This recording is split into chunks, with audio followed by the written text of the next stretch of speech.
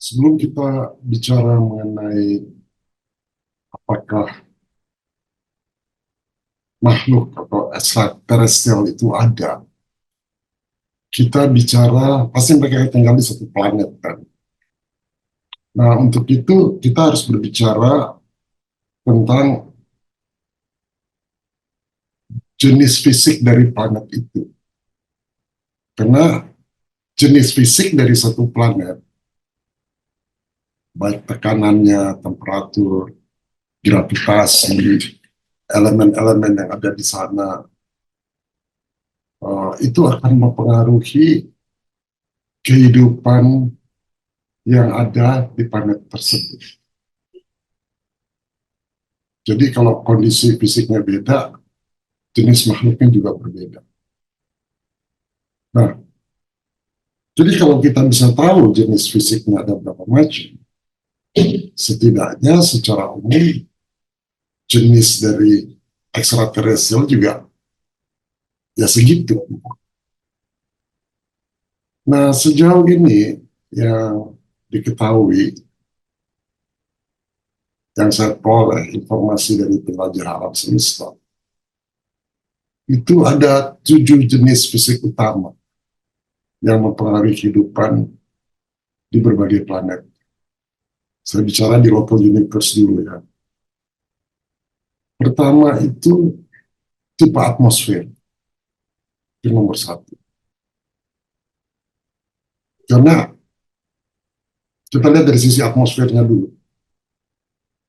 Dan variasi dalam jenis atmosfer sangat mempengaruhi jenis kehidupan yang bisa berkembang di satu planet.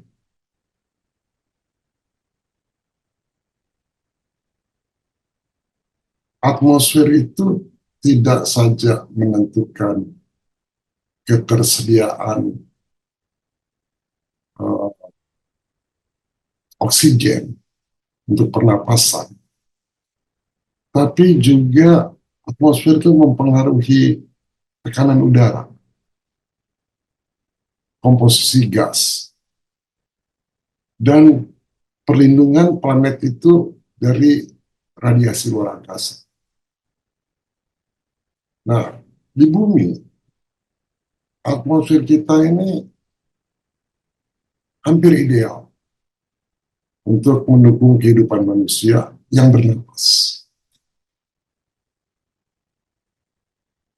Namun, kalau dimodifikasi dengan tepat, baik manusia maupun hewan bisa beradaptasi dengan baik di planet lain yang atmosfernya berbeda, yang superatmosfer, tekanannya lebih tinggi dari bumi, atau yang subatmosfer, tekanannya lebih rendah.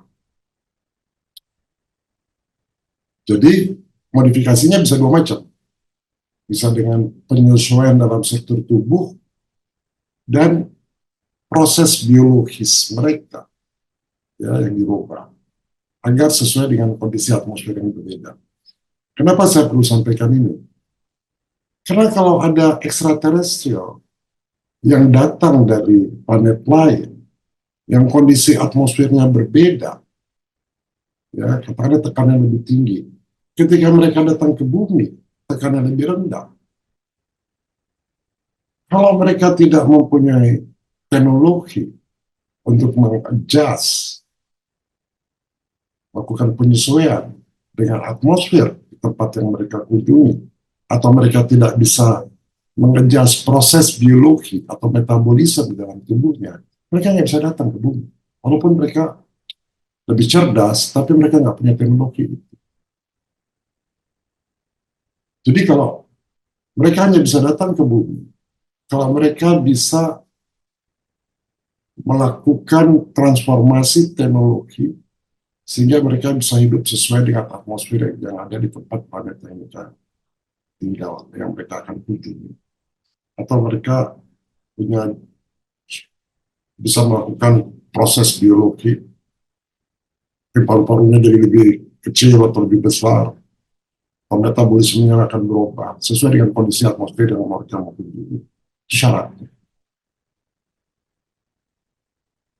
Jadi kalau manusia ingin pergi ke planet lain yang kondisi atmosfernya berbeda, maka setidaknya kita punya teknologi atau satu device, satu alat yang bisa melakukan hal itu. Makhluk ekstraterestrial yang datang ke bumi, kalau dia berasal dari super atmosfer, maka ketika tekanannya tinggi, ketika datang ke bumi yang tekanan rendah, mereka rasanya gimana? Terus sebaliknya, rasanya gimana?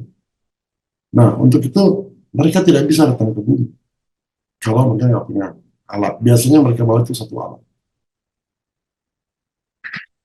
Saya cerita di mana tuh? Nah, satu negara yang begitu banyak extraterrestrial, dan ketika mereka datang, mereka satu bawa alat. Itu yang pertama ya. Nah, jadi tipe atmosfer kita harus ingat ya. Karena tipe atmosfer dari sebuah planet memainkan peran penting dalam menentukan karakteristik fisik dari makhluk tersebut yang hidup di sana. Dan penting untuk dipelajari lebih lanjut dalam konteks kalau kita mau menjelajah, lakukan penjelajahan astronomi dan pencarian kehidupan ekstraterestrial. Kenapa? Supaya kita nggak kaget waktu ketemu. Karena kita udah tahu, oh ini dari tipe mana di atmosfer.